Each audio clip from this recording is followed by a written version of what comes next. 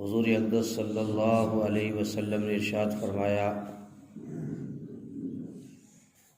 یوسف علیہ السلام کو آدھا حسن دیا گیا اور باقی آدھا دوسروں کو۔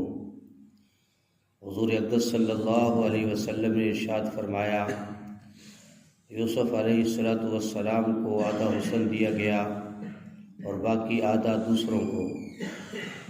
حضور اقدس صلی اللہ علیہ وسلم نے ارشاد فرمایا کہ یوسف علیہ السلام کو آدھا حسن دیا گیا اور باقی آدھا دوسروں کو۔ دوسری حدیث مبارکہ ہے، حضور صلی اللہ علیہ وسلم نے ارشاد فرمایا، جو شخص اون پہنے، بکری کا دودھ نکالے اور گدھی پر سواری کرے، اس کے پیٹ میں یعنی دل میں تکبر میں سے کچھ بھی نہیں ہے۔ حضور اقدس صلی اللہ علیہ وسلم نے ارشاد فرمایا، جو شخص اون پہنے، بکری کا دودھ نکالے، گدھی پر سواری کرے، اس کے پیٹ میں یعنی دل میں تکبر میں سے کچھ بھی نہیں ہے۔ نبی اکرم صلی اللہ علیہ وسلم نے ارشاد فرمایا، جو شخص اون پہنے اور بکری کا دودھ نکالے، گدھی پر سواری کرے، اس کے پیٹ میں یعنی دل میں تکبر میں سے کچھ بھی نہیں ہے۔ تو یہ تین چار چیزیں جو اللہ کے نبی صلی اللہ علیہ وسلم نے ارشاد فرمائی ہیں، ایک تو لباس انتہائی سادہ پہنے، صاف ستھرا ہو، پاکیزہ ہو، لیکن سادہ ہو۔ ایسا کپڑا نہ پہنے کہ جس سے فرمایا کہ تکبر پیدا ہو جائے، یا دوسروں کو دکھلاوے کے لیے پہنے تو فرمایا یہ سخت ترین نقصان والی چیز ہے۔ تو فرمایا کہ اون جو ہے، اون یہ سادہ لباس ہے، تو فرمایا یہ پہنے، اور بکری یا کوئی جانور اپنے رکھیں، اس کا دودھ نکالے اور گدھی پر سواری کرے، تو گویا کہ یہ تکبر سے بری ہے۔ اللہ تعالیٰ اس کو تکبر سے محفوظ فرماتے ہیں۔ ہماری سوسائٹی کا یہ عالم ہے کہ یہاں جو عصری علوم میں، عصری تعلیمی اداروں میں جو تعلیم دی جاتی ہے، اور میں اس میں ایسے عمل سکھائے جاتے ہیں کہ جس سے بچپن سے ہی یہ ذہن بن جائے کہ تو نے تو بہت بڑا افسر بننا ہے، اور بڑا افسر بن کر تو نے قوم پر حکمرانی کرنی ہے، اور پھر اس طرح کا لباس، اس طرح کی سواری اور اس طرح کا رہن سہن تو نے اختیار کرنا ہے۔ مسلمان کی حالت یہ بن گئی کہ آج مسلمان کے پاس تھوڑا سا مال و زر آ گیا تو پھر یہ اپنی کلاسیں بنانے لگ جاتا ہے۔ کوئی کہتا ہے میں ہائی کلاس کا آدمی ہوں، کوئی کہتا ہے کوئی مڈل ہے، کوئی کہتا ہے کوئی تھرڈ ہے۔ اس طرح کی فرمایا کہ کلاسیں پیدا کر لی۔ تو اللہ کے نبی صلی اللہ علیہ وسلم نے ارشاد فرمایا کہ لباس کا صحیح پہننا، اپنے گھر کا کام کاج خود کرنا، اور سادی سواری پر سوار ہونا، گویا کہ ان چیزوں کے استعمال سے تم تکبر سے بری ہو جاؤ گے، تکبر سے بچ جاؤ گے۔ تو اللہ کے نبی صلی اللہ علیہ وسلم کے ارشادات پر عمل کرنا مسلمانوں کا کام ہے۔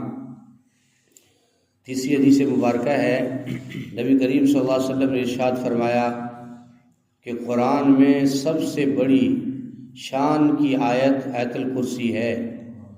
حضور صلی اللہ علیہ وسلم نے ارشاد فرمایا، قرآن کریم میں سب سے بڑی شان کی آیت آیت کرسی ہے۔ حضور صلی اللہ علیہ وسلم نے ارشاد فرمایا، قرآن کریم میں سب سے بڑی شان کی آیت آیت الکرسی ہے۔ مسلمان کو بھائی آیت الکرسی یاد ہونی چاہیے، اور ہر نماز کے بعد اس کو پڑھا جائے۔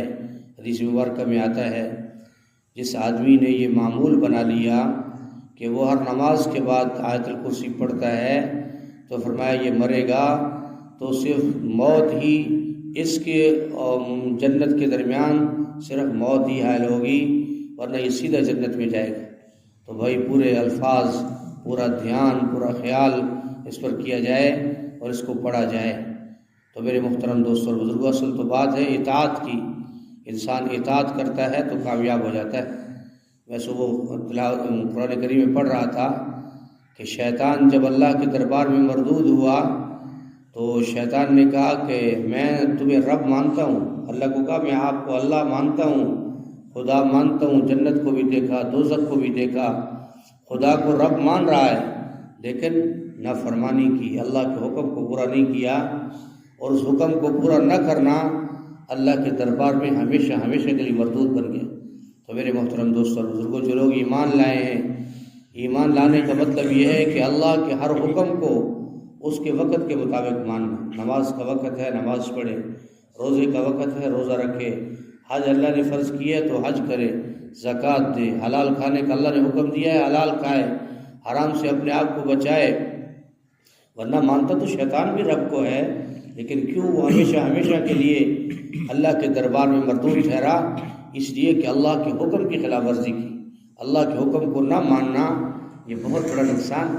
تو فرمایا کہ جو آدمی بھائی فضائل کو سنتا ہے، حدیث مبارکہ کو سنتا ہے، ہم خوش قسمت ہیں کہ اللہ ہمیں حدیث سننے کی توفیق نصیب فرماتا ہے، اللہ ہمیں عمل کرنے کی توفیق نصیب فرمائے۔ جو حدیث مبارکہ ہم نے پڑھی ہیں اللہ پاک ان کا نور نصیب فرمائے، ہمیں اللہ عمل کرنے کی توفیق نصیب فرمائے۔ الحمدللہ رب العالمین والعاقبۃ للمتقین والصلاۃ والسلام علی سید الانبیاء والمرسلین۔ اللہم انک عفو کریم تحب العفو فاعف عنا یا کریم۔ اللہم احسن عاقبتنا فی الامور کلها واجرنا من خزي الدنيا وعذاب الآخرة۔